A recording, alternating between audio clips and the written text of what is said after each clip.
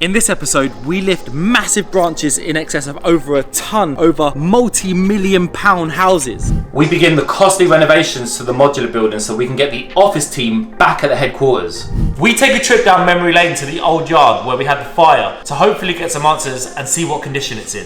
Lastly, we get into some trouble with the law.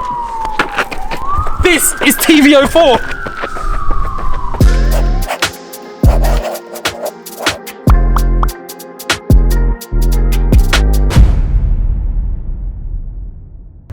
Come on, Monday, new start to the week, sun's out, it's meant to be warm all this week, and we've got a crane job this morning to kickstart the week off. I'm excited, it's gonna be a good week. It's money-making season now. This is the season where we solve problems for clients. Because this is the season when people are out in their gardens and they're starting to realize that these trees are not gonna look after themselves. And the longer that they leave it, the shadier their garden, the messier their garden, the more likely something is to go wrong in their garden. All sorts of issues, all sorts of reasons why people decide to call us now rather than do it over the winter when it probably should have been done. But I'm excited, I'm positive, just trying to stay focused. Obviously things are gonna go wrong this week, but I'm staying positive. And to kickstart it off, we've got a crane job. And this crane job's been in the pipeline, it's been cooking up for the last few months because it's a protected tree and we've had to go through local authority planning permission. What a job to kickstart a Monday morning off. Watch this space.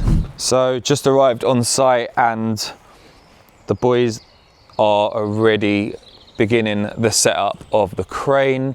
As you can see, this is the huge cedar tree that we're going to be cutting back today. Have a look and show you guys just how big this beast is. Check that out.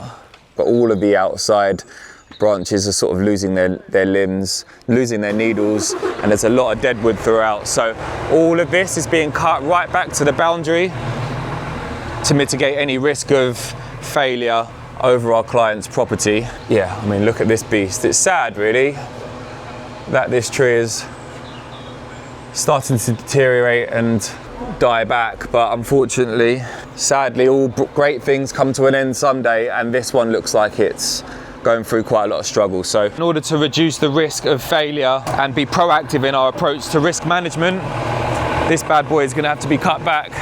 All the guys are set up now. And it's a beautiful day for it. Check this day out. Look at that, man. Sun's out.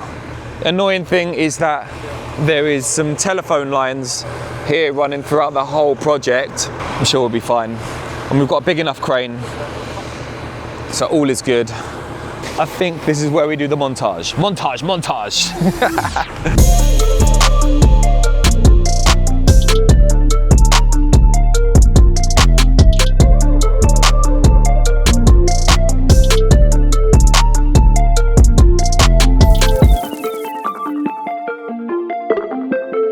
So James has just climbed up the tree and he's now up in the canopy, and we're all just putting a plan together now from the ground as to what James is going to be doing and how we're going to be lowering down the branches. So the first lift is happening now, just testing it out. Normally we test the lift with something smaller rather than just take off a whole limb, but it's a good way for us to gauge the weight of these branches against the size. Like normally we can gauge the weight of branches from its species, but because some of these branches are dead and some of these branches are alive, it's very difficult for us to truly understand what the weight of this branch is. So we start with something small, calculate the weight of it, lift it up and out, have a look at it on the ground, and then start building up from there.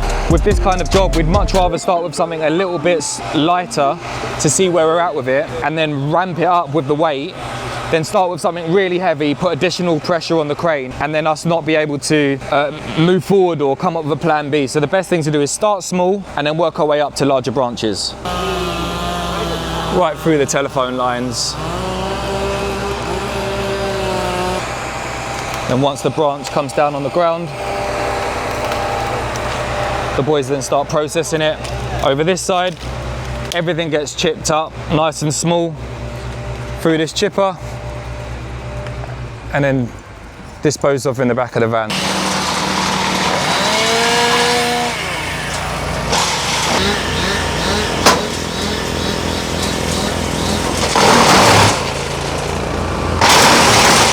So we've figured out today that we've got a bad boy crane guy here, right? We've got Jake with us. Now Jake, from what I understand, is probably one of the youngest crane operators that I've ever come up with. I mean, I don't know how young they get, but normally when we get crane operators, they're 30 OGs, like they're the old boys. But Jake, who's with us today, what's going on? So Jake, how long have you been in the game now? You've been doing this for? 3.5 years now. 3.5 years. Yeah. How did you get into crane work? My old man got me in. Yeah? And yeah. So it's in your blood? Pretty much. I mean, the director of DSM, he's done me quite a turn, got me on the cranes. So you enjoy it? Yeah, I love it. Days like this? Yeah, mate. Sun's out, sun's shining, great guys around us. So what's like? So have you done tree work before? Have you lifted trees before? Or? No, we've done one where we've sort of done a few branches, but nothing like this, you know. So I mean, but I suppose no two jobs are the same for you, right? Like no, everything's different. You know, you might have glass, you might have aircon units, but every job, the planning that goes into it, you know, it's all different. Let me show you guys this little crane thing, right? It looks complicated, but talk me a little bit, like, what are we looking at here? So what is? So you've got all your angles here. You've got your slew angle, you've got your jib length, you've got your luff angle, you've got the weight that you can lift, and then you've got another screen that tells you the height of the cat head. You've got the height of the hook block and your radius and your percentages.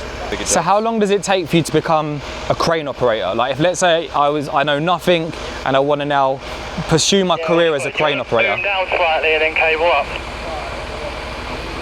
I mean, it takes about a week to get your crane ticket. A week? A week. All right. It's a week. Hold it there.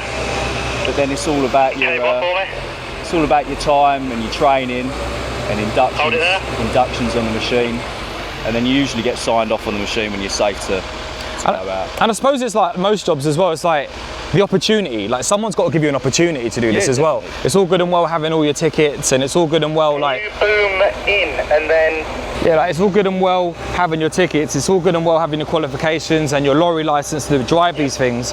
But like the tree game, like it's all about someone giving you an opportunity, someone seeing something in you that they can invest in, that they can trust that you're going to do the best possible job. Because, like, you know, the amount of opportunities that we get as like business owners for people to come and work with you, you know, you have to see something in this individual that's worth investing in. You have to think we're adding these people into our team. And the same thing as with Jake, and the same thing was with DSM, and even with like with all the other companies, whether you're a crane driver, whether you're an electrician, your boss or that person who's investing in you has to see something in you that's worth investing in. So, but what a sick job this is, man. I wouldn't mind.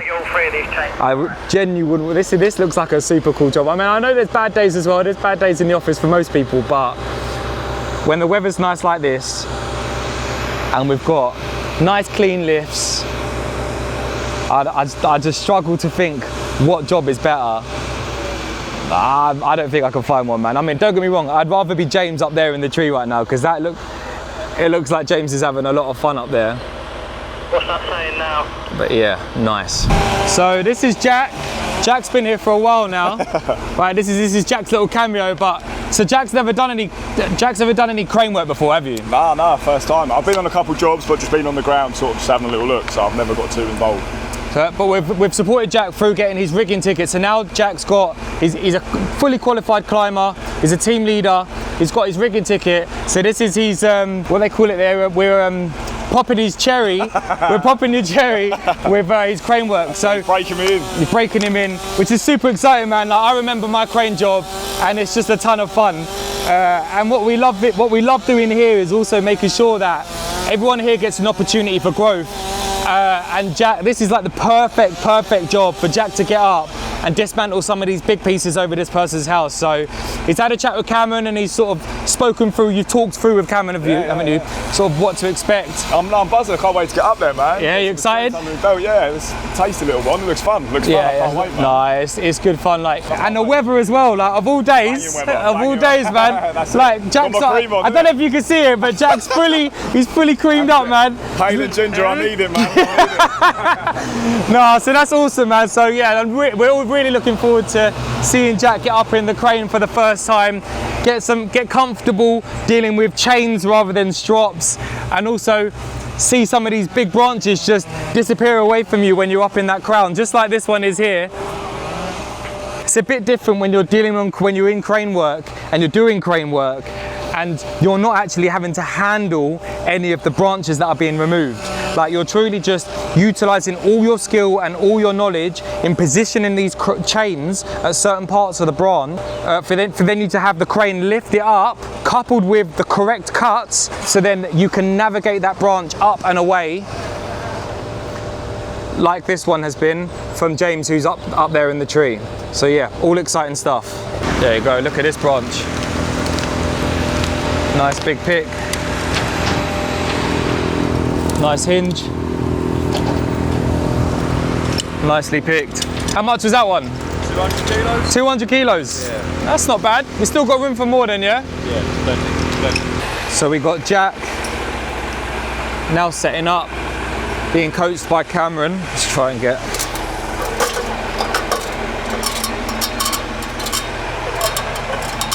up on the roof. So in some places, Jack might need to wrap the chain a few times around the branch before he locks it off and attaches it to it. And it's all about the positioning and the pivoting of his cuts that he puts in with the chainsaw as to what determines the direction of the crane pulling it away from the tree up and down to be processed over there.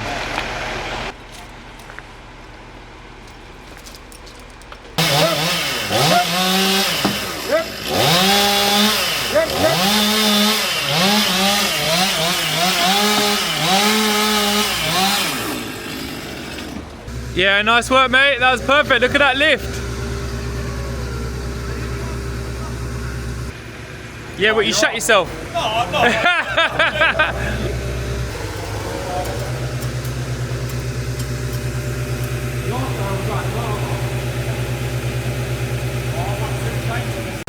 So this is our second crane driver of the day.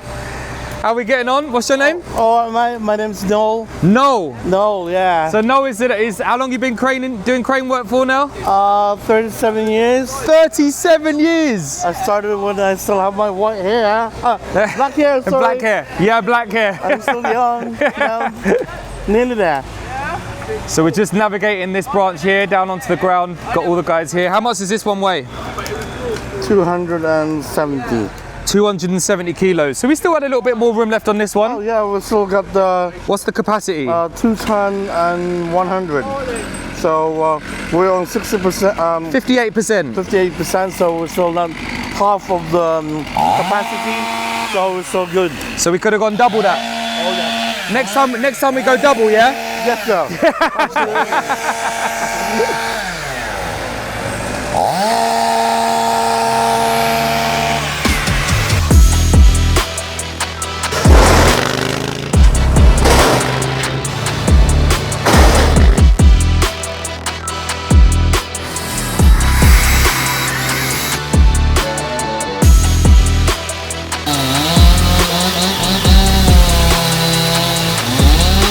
Stay out the way! Out the way!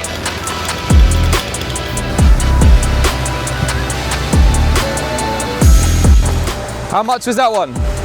Half a ton, boss. Half a ton? Yeah. Half a ton? I was picking up about 500 earlier, but it weighs about 800 at the end. 800? 800, so it's nearly a ton.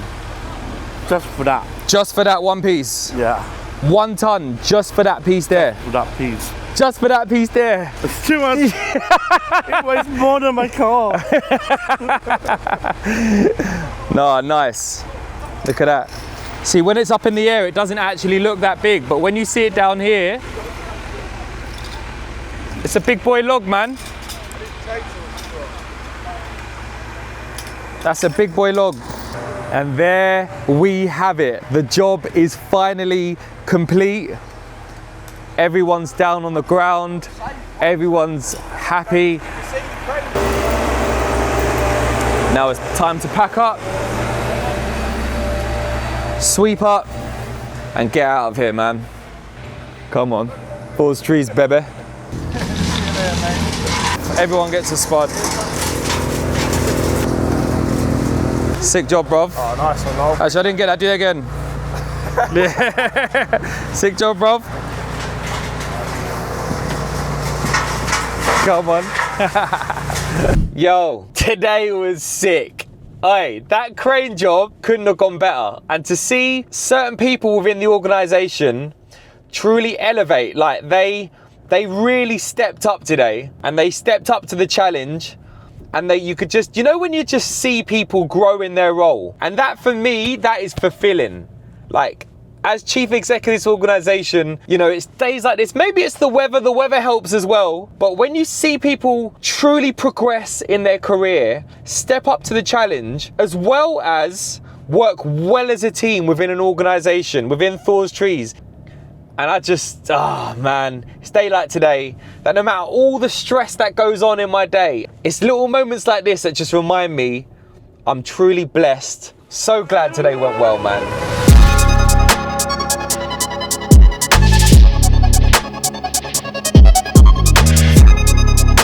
Okay, so after receiving about 3 or 4 different quotes from 3 or 4 different contractors, some of the prices to repair what we've got left is just ridiculous. We had quotes for like, I think 7K, 12K and 15K to just like redo the boards, put in one partition wall in the other side of in the other bay. That was just way out of our budget, what we have left in order to be able to make good of this, of the modular building. Well, what I decided to do was put out a call to a few of my friends and see who was willing to come over or who could help me just patch up what was left. But it's not high skilled labor, it just requires a little bit of someone who knows about construction. Now that we've investigated the joists and we've allowed them to dry out over the last 3 or 4 days, it turns out that these are perfectly fine for us to screw plyboard over the top and then plasterboard on top of that, so then we can make good of this wall and then just start redecorating this room. As I say, I put a call out to a few friends, a few family members, and my boy Andrea from DiToro Gardens has come through. Shout out Andrea. Andrea's with me for the next couple of days. He's gonna help me patch a few of these bits up, ready for us to start reinstalling the suspended ceiling, final touches on the electrics, paint whatever's left in this room, new carpets, and then we've got ourselves the conference room.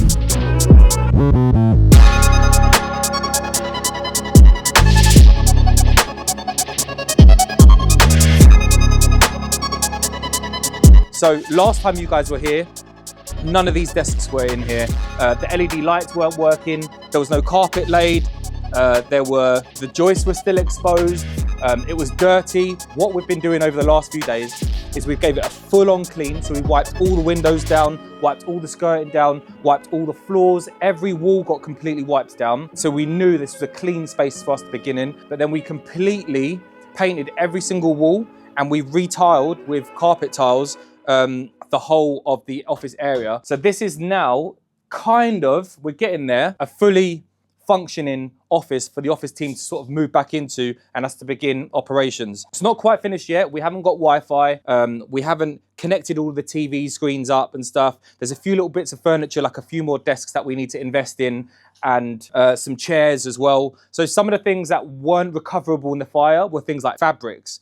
So anything with a fabric was just completely ruined with the smell and the ash and the toxic fumes from the fire. So we've decided to just invest in a load of new chairs for the team. But the office furniture, so all of the hard furniture, so things like desks, things like bookshelves, we've given them a wipe over, we've put them back in here, and we've now got ourselves a semi-functional office.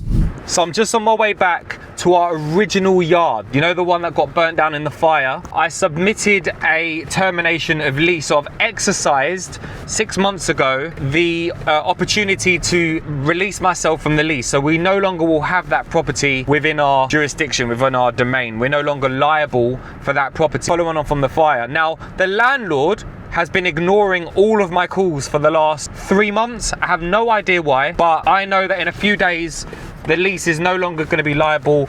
I'm going to hopefully get my deposit back. I should get my deposit back, and I will no longer have control of that site. But I'm going to head down there now just to get some pictures, just to understand what's going on with it. Try and see if I can find a meter reading as well.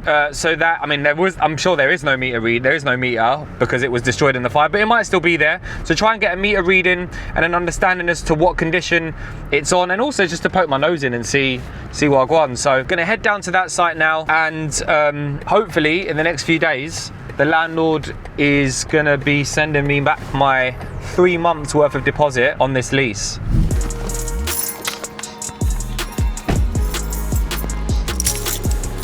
Yo, so it's still boarded up.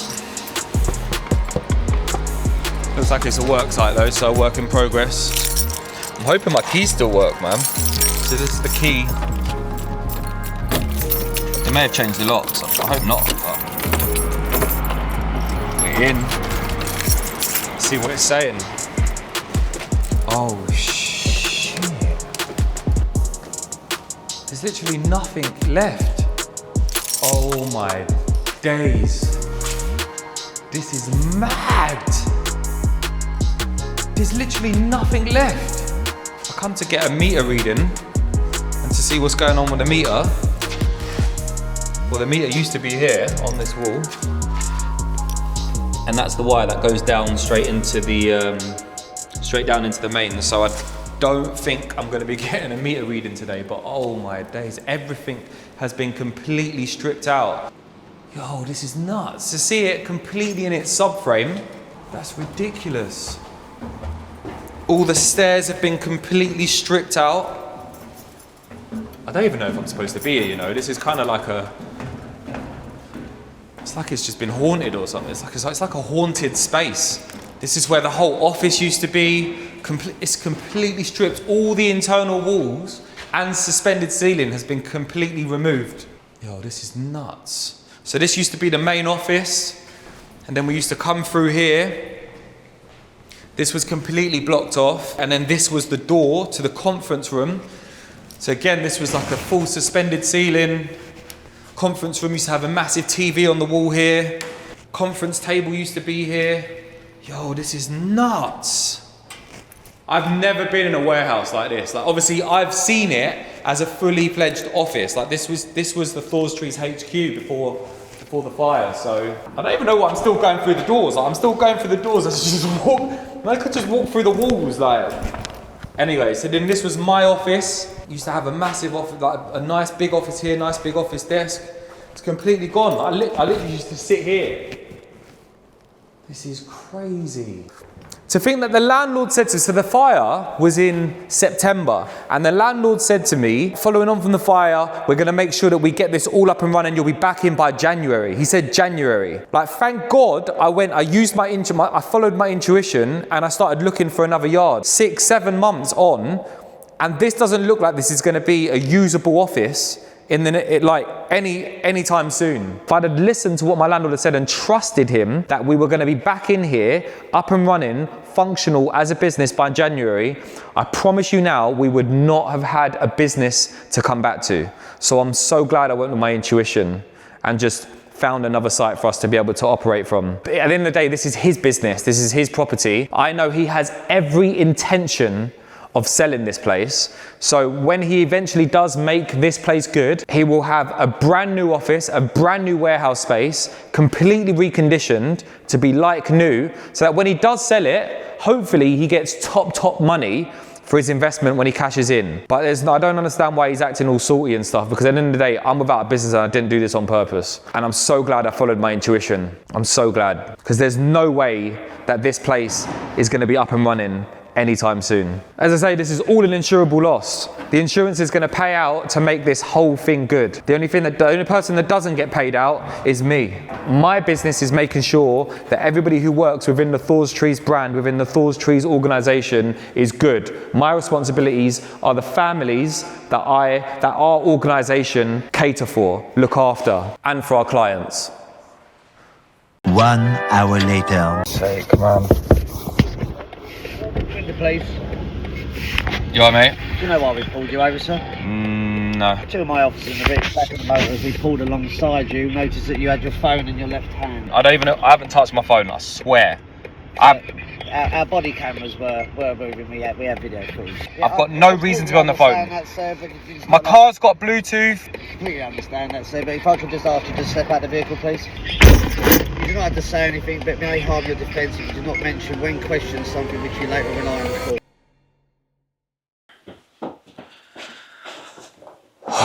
So, You saw what happened. I got pulled over by the police. They accused me of being on my phone whilst driving. I wasn't on my phone whilst driving. I got no reason to be on my phone whilst driving. I drive all the time. I don't need to hold my phone because I've got Bluetooth in my car. I specifically got that car because it is Bluetooth compatible, Apple CarPlay compatible. There's no reason to hold my phone. Anyway, the police officers proceeded to accuse me of being on my phone. I'm not saying it was a targeted pullover, but I've got a nice big car.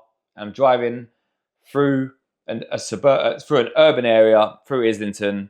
I was at work. The police officers were trying to find everything wrong with my car, even down to their line of questioning. They were saying, you know, are you sure? What are you up to? And I I said, I'm at work. And they say, you know, are you insured to drive your car at work? I said, yes, I'm insured to drive my... Don't worry about it, mate. We'll check that. Don't worry.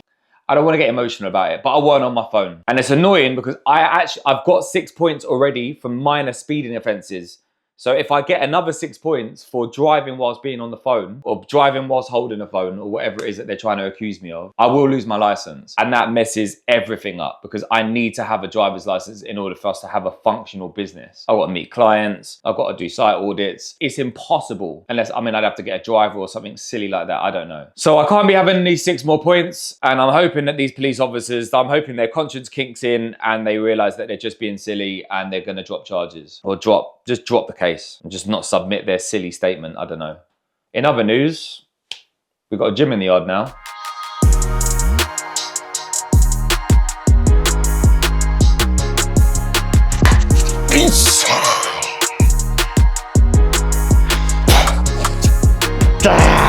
If you like this video, click here to watch another one. Don't forget to like, subscribe, and leave a comment below. I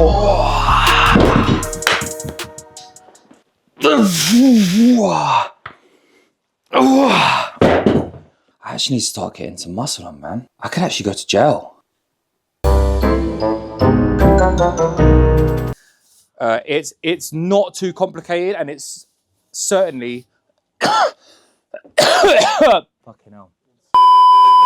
In this episode, we lift massive branches in excess of over 1 ton.